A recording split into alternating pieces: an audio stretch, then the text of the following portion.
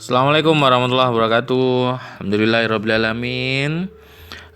Kita masih diberi kesehatan, bisa dipertemukan di pertemuan kelima mata kuliah asesmen dan evaluasi pembelajaran di SD. Alhamdulillah juga tugas sudah saya terima semua, sudah saya analisis semua, dan hasilnya sangat memuaskan dan membuat saya senang. Karena apa? Karena semua tugasnya hampir 100% benar. Adapun yang kurang-kurang tersebut, saya pikir itu hanyalah kesalahpahaman konsep. Sebagai contoh, ada indikator yang disebutkan di situ C2 atau menjelaskan, tapi soalnya adalah sebutkan, seperti itu. Dimintanya menjelaskan tapi soalnya menyebutkan. Nah, di situ kurang tepat. Tapi dalam menyusun kisi-kisi semuanya betul. Kemudian ada yang tidak mendapatkan nilai. Yang tidak mendapatkan nilai itu bukan salah atau nol ya. Yang tidak mendapatkan nilai itu adalah karena juga salah pemahaman. Kemarin itu yang dianalisis adalah analisis KD dan indikator kognitif. Karena yang kita akan susun adalah teknik penilaian tes. Nah, ada beberapa teman yang nilainya itu kosong, saya kosongi itu karena yang disusun itu adalah teknik penilaian atau indikator yang dianalisis itu indikator afektif dan indikator psikomotor. Yang apabila itu dibuat sebuah butir pertanyaan untuk soal jenis tes itu saya rasa sulit untuk sulit untuk dicerna seperti itu. Sebagai contoh, umpama tadi saya komentari juga sih, umpama ada kemampuan menerima, ada kok di situ tadi yang tentang A2 menerima, kemampuan menerima A2 berarti afektif 2. Bagaimana mengetahui si anak itu menerima sila-sila Pancasila 1, 2, 3, 4, 5 itu merupakan anugerah dari Tuhan Yang Maha Esa. Kita tahunya dari mana? Apakah kita tanya ke anak? Kalau si anak memang menjawab iya, apakah memang itu benar-benar iya? Iyanya itu berasal dari dalam dirinya atau iyanya itu karena si anak itu memang hanya mau mendapatkan nilai dari guru. Kan itu susah. Jadi kriteria afektif sama psikomotor itu nanti akan kita pelajari di pertemuan kali ini yang berhubungan dengan teknik penilaian non-tes. Oke, kita lanjutkan. Oke, tapi nggak apa-apa ya, tadi itu semuanya tapi saya analisis, saya anggap semuanya bisa. Kalaupun nanti ada kurang-kurang sedikit, dengan lebih banyak membaca, saya yakin kalian pasti bisa memahami dengan benar atau lebih baik. Oke, kita sekarang bahas tentang penilaian non-tes. Apa sih itu penilaian non-tes? Kemarin kita sudah bahas penilaian tes. Sekarang kita akan mengacu pada penilaian non-tes. Penilaian non-tes adalah penilaian yang dilakukan tanpa adanya pelaksanaan tes. Loh, bisa tak penilaian itu dilakukan tanpa adanya pelaksanaan tes? Bisa. Terus bagaimana caranya? Caranya berarti dengan, kalau di situ saya tuliskan pengamatan. Bisa juga dengan unjuk kerja. Bisa juga dengan observasi.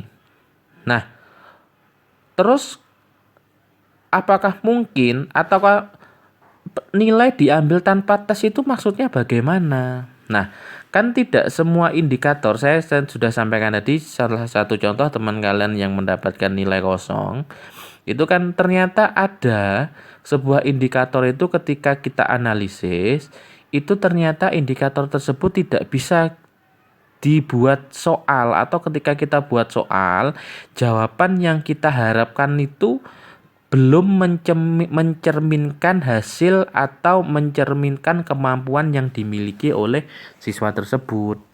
Nah, itulah mengapa diperlukan adanya teknik penilaian non-tes. Jadi kita mengambil nilai anak, kita mengetahui kemampuan anak tanpa melalui tes. Tapi apakah tiba-tiba asal melalui penilaian asalkan mendapat nilai begitu aja? Tidak, tetap ada instrumen penilaian juga yang itu disebut sebagai penilaian non-tes. Oke, kita lanjutkan. mohon maaf, kita lihatkan ya. Ini untuk supaya mempermudah. Ini kamu lihat. Di sini saya punya dua indikator. Nah, untuk mengetahui perbedaan mana indikator tes yang mana indikator non tes ya. Indikator yang pertama itu adalah berbunyi siswa mampu membacakan puisi bertemakan Hari Merdeka. Kemudian indikator kedua, siswa mampu menjelaskan ekspresi dalam membacakan puisi sederhana. Coba dari kedua indikator ini kamu analisis dulu. Mana kira-kira yang menurutmu bisa diukur menggunakan tes? Sudah ketemu? Ya, yang bisa diukur menggunakan tes adalah yang siswa mampu menjelaskan ekspresi dalam membaca puisi sederhana. Terus yang kedua Pak, yang tentang siswa mampu membacakan puisi bertemakan Hari Merdeka, apakah tidak bisa diukur menggunakan tes? Sekarang saya tanya. Di sini kan siswa mampu. Mampu apa? Mampu membaca. Membaca apa? Membaca puisi. Sekarang saya tanya, kalau kamu jadi guru, untuk mengetahui anak itu bisa baca puisi, disuruh ngerjakan tugas atau tes, apa disuruh baca puisi langsung ke depan kelas? Pasti jawabannya adalah disuruh membaca puisi langsung di depan kelas. Mengapa demikian? Karena kita sama-sama tahu kemampuan membaca puisi seseorang itu tidak bisa kita nilai dari tulisannya. Kenapa? Karena kalau tes itu kan kita menilainya kemampuan siswa dari tulisan, dari hasil tes yang kita kerjakan. Jawabannya kan dia tulis melalui tulisan.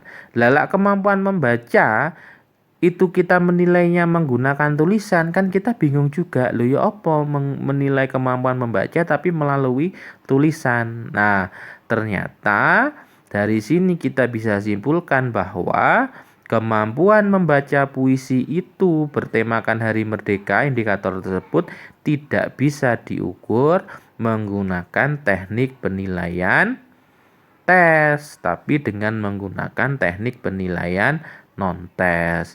Lah kalau yang sebelah kiri, siswa mampu menjelaskan ekspresi dalam membaca puisi, kok bisa tes Pak? Yo bisa.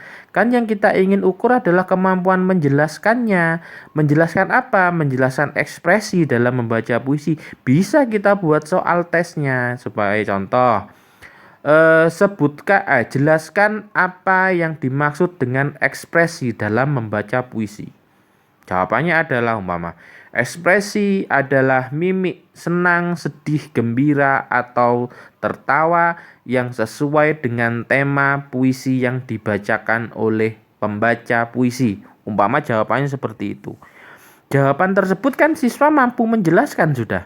Dan jawaban itu kan bisa dituliskan. Bisa dituliskan di lembar jawaban. Berarti indikator tersebut bisa diukur menggunakan penilaian tes. Gitu bedanya. Nah, yang sebelah kanan indikatornya tidak bisa kita ukur menggunakan penilaian tes, sehingga kita butuh penilaian non tes, atau di sini lebih tepatnya nanti kita lakukan si anak kita minta unjuk kerja. Kita minta dia membacakan puisi. Kemudian setelah dia membaca puisi, kita nilai bagaimana kemampuan membaca puisi si anak tersebut. Nah, sekarang bagaimana langkah-langkah yang harus dilakukan oleh seorang guru atau dilakukan oleh seorang penyusun instrumen penilaian sebelum melakukan atau menyusun instrumen penilaian non-tes? Langkah-langkah apa saja yang harus dipersiapkan? Nah, di sini nanti kita akan menganalisis secara sederhana. Saya berikan contoh langkah-langkahnya dan saya berikan contoh bagaimana cara mengerjakannya. Namun nanti untuk lebih jelasnya kalian semua harus lebih banyak membaca, menggali informasi, literasi terkait dengan asesmen dan evaluasi pembelajaran di sekolah dasar pada khususnya. Boleh dari jurnal, boleh dari hasil penelitian yang sifatnya artikel sendiri-sendiri seperti itu, juga boleh dari buku, tidak terlepas. Jadi saya tidak mengharuskan kalian membaca buku A, buku B, buku C. Apapun informasinya terkait dengan asesmen dan evaluasi pembelajaran, monggo silahkan kalian cari informasi literasi sebanyak mungkin. Hanya bedanya, hanya saja kalian jangan sering-sering baca jika terkait dengan teoritis itu didasarkan sebagai kajian utama atau teori utama, ambilnya di blog. Karena blog itu tidak bisa dipertanggungjawabkan isinya. Itu hanya hasil dari pembuat blognya itu sendiri. Nah, ini adalah contoh format penilaian lomba cipta dan baca puisi. Nah, yang dari Jogja ini hanya contoh. Jadi di sini instrumennya bukan tes, di sini instrumennya adalah lembar penilaian. Kalau bentuknya adalah tes kan kita membuat soal. Soal berupa pertanyaan. Kemarin itu ada pertanyaan berupa pertanyaan objektif, subjektif, kalian semuanya bisa mengerjakan dan nilainya dan hasilnya sangat bagus. Nah, apabila soal instrumen non-tes atau penilaian non-tes itu tidak membutuhkan adanya soal, tapi membutuhkan adalah instrumen. Instrumen tersebut bisa instrumen pengamatan atau instrumen unjuk kerja atau format penilaian apapun itu namanya. Yang penting itu bisa merekam atau mencatat bagaimana kemampuan si anak dalam membaca puisi. Dalam hal ini kan ini contohnya adalah format penilaian membaca puisi, sehingga di sini harus bisa merekam kemampuan anak dalam membaca puisi. Di situ ada nomor, nama, kemudian ada kriteria penilaiannya. Mulai dari kesesuaian tema, kemudian ada diksi, ada vokal, ada intonasi, dan itu semua dijumlahkan skornya. Nanti ketemu si anak A mendapatkan nilai berapa dalam membaca puisi, si anak B dapat nilai berapa dalam membaca puisi. Sehingga di sini kemampuan membaca puisi anak bisa didapatkan tanpa sekali lagi melalui tes, tapi melalui unjuk kerja. Disitulah fungsi atau pentingnya sebuah penilaian non-tes.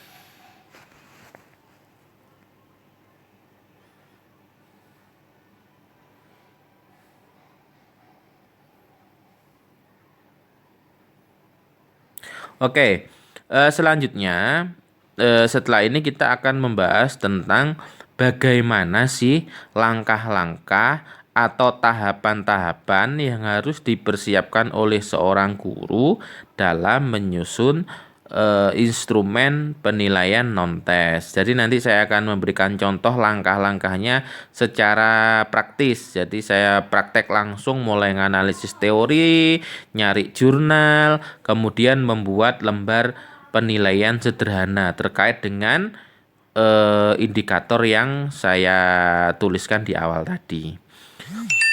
Oke, di sini saya akan menuliskan ada 5 langkah dalam menyusun instrumen penilaian non-tes. Yang pertama adalah analisis indikator. Analisis indikator adalah menganalisis indikator untuk menentukan aspek penilaian apa yang ingin dicari. Jadi analisis indikator ini lebih kepada sebenarnya indikator yang saya lihat yang diminta oleh kurikulum ini bisa untuk masuk ke indikator apa ya? Indikator kognitif, afektif atau psikomotor ya. Itu. Kalau sampai masuknya di indikator kognitif. Oh ya wes, kalau kognitif berarti kognitifnya itu bisa indikator kognitifnya itu bisa menggunakan tes atau tidak bisa ya? Nah, lebih ke sana. Nah, tadi itu kan dari hasil analisis indikator yang pertama tadi ternyata kita mengetahui bahwa membaca puisi perlu teknik penilaian non-tes. Jadi kita simpulkan dari analisis indikator yang pertama, untuk mengetahui kemampuan siswa membaca puisi dengan bertemakan Hari Pahlawan, kita memerlukan teknik penilaian non-tes. Nah, gitu. Yang kedua, analisis aspek ketercapaian indikator. Nah, tentang membaca puisi itu kan membaca puisi itu bisa dikatakan anak membaca puisi dengan baik, anak membaca puisi dengan cukup, anak membaca puisi itu kurang. Itu kan perlu ada kriterianya. Anak baca puisi bagus itu apa sih kriterianya? Si B itu baca puisinya kok kamu katakan kurang, itu kamu ngukurnya dari mana? Nah, itu kan kita butuh yang namanya kriteria indikator. Jadi dari indikator tersebut kita masih cari turunannya yang kita sebut sebagai aspek ketercapaian indikator. Jadi untuk mencapai indikator yang dimaksud dalam membaca puisi itu pakai apa? Nah, di situ kita memerlukan setiap indikator penilaian itu memiliki aspek ketercapaian dan itu didasarkan pada teori dan pendapat para ahli. Jadi indikator yang dimaksud untuk kita mengetahui tercapai tidak indikator membaca puisi itu tadi atau yang lain yang berkaitan dengan indikatornya nanti apapun itu ketercapaiannya harus ada ukurannya, harus ada tolak ukurnya. Nah, tolak ukur itu tidak bisa kita buat sendiri. Tolak ukur itu harus didasarkan kepada pendapat para ahli atau teori-teori yang sudah ada. Nah, kita lihat ya di sini kan.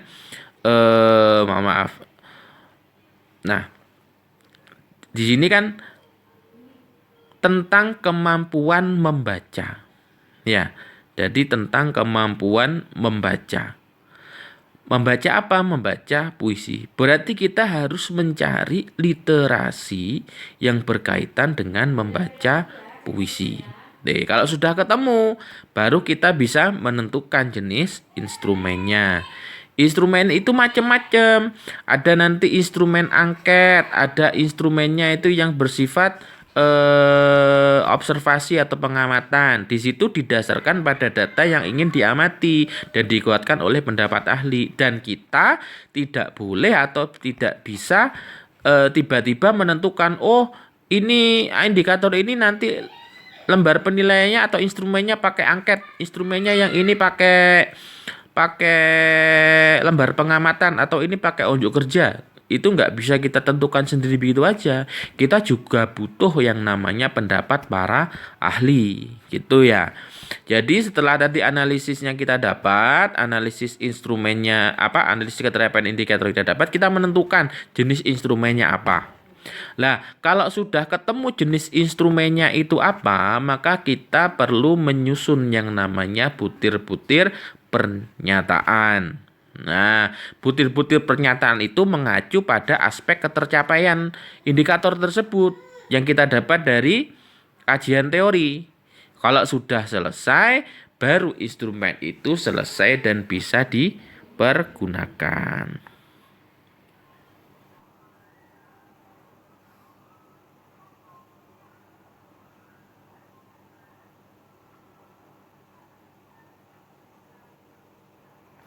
Nah, di sini setelah ini saya akan mempraktikkan bagaimana untuk langsung mempraktikkan langkah-langkah itu tadi. Dari mulai nganalisis atau nanti saya nganalisis indikatornya yang saya gunakan yang awal itu tadi ya, indikator tentang membaca puisi. Kemudian yang kedua, saya juga nanti akan mempraktikkan bagaimana menganalisis ketercapaian indikator.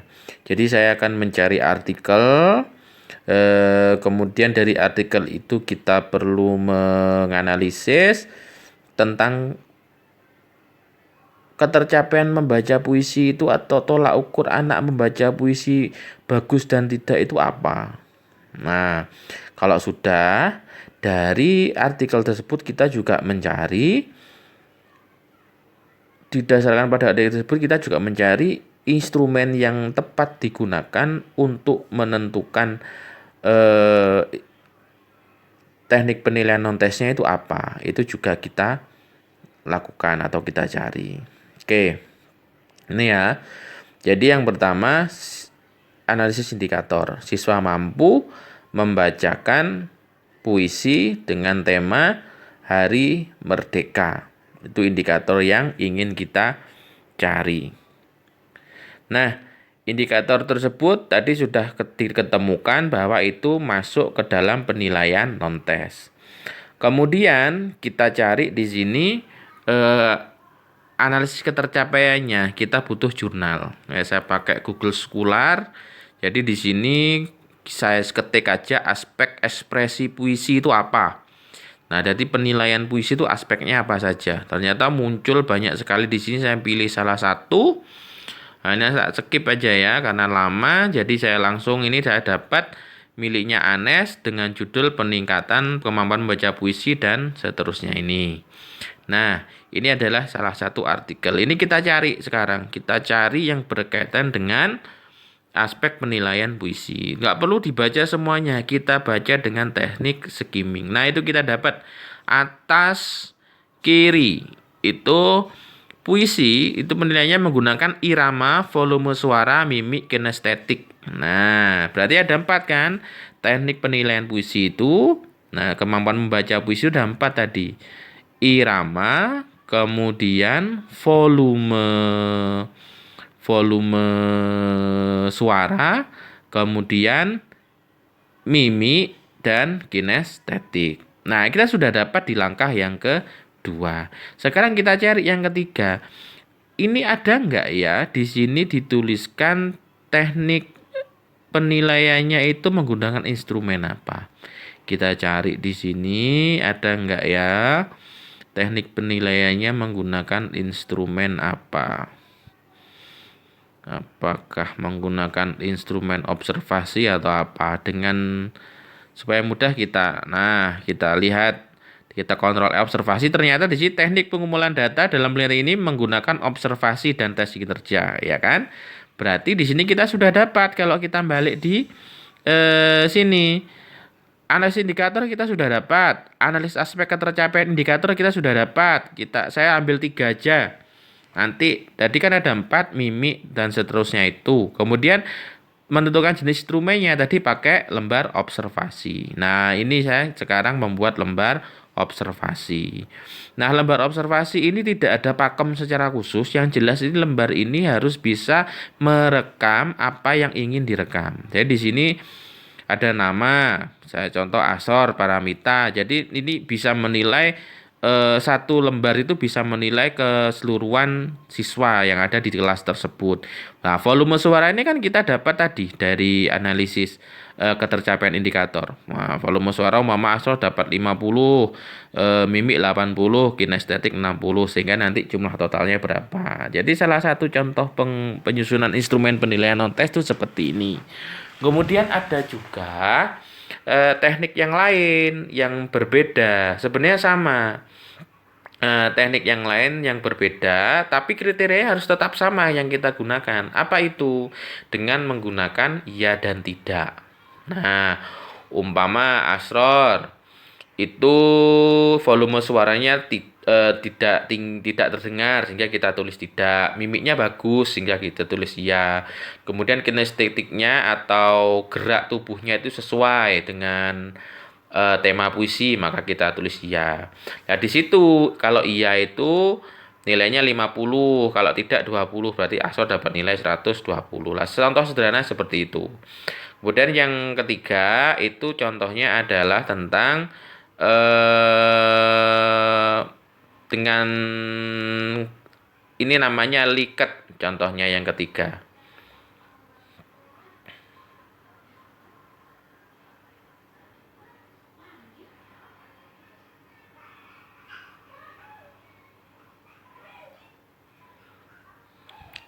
Nah, ini Likert itu ada 1, 2, 3, 4. Nah, unsur-unsur aspek penilaian sama harus tetap. Kenapa? Kan didasarkan pada pendapatnya hasil penelitian itu tadi. Nah, hanya itu kan macam-macamnya tadi pakai nilai langsung, ada pakai iya tidak, ada yang pakai Likert. Ini untuk Likert, iya dan tidak, itu namanya skala penilaian. Itu akan kita bahas di pertemuan berikutnya. Sehingga yang penting dari sini kalian mengetahui apa sih definisi utama dari penilaian non-tes. Kemudian bagaimana menyusun penilaian non-tes, yang penting kamu sudah tahu langkah-langkahnya. Lah untuk memperjelas, kita minggu depan kita ketemu melalui Zoom. Kemudian di Zoom tersebut kita akan membahas terkait dengan ini, kita lanjutkan sedikit. Kemudian instrumen non-tes plus skala penilaian. Bagaimana muncul skala penilaian nominal, ya dan tidak. Itu nominal hanya ada 2 pilihan. Atau skala ordinal. Ordinal itu skalanya itu bertingkat tapi tidak memiliki nilai. Atau nanti Likert, ada skala Likert atau interval dan seterusnya. Kita akan belajar tentang beberapa skala penilaian. Nah, untuk lebih memperjelas lagi, maka saya beri tugas untuk pertemuan kali ini. Saya supaya tahu kejelasan kalian tentang materi kali ini, silahkan kalian resum video ini menjadi 1 halaman kertas A4 saja. Kamu resum menjadi 1 halaman kertas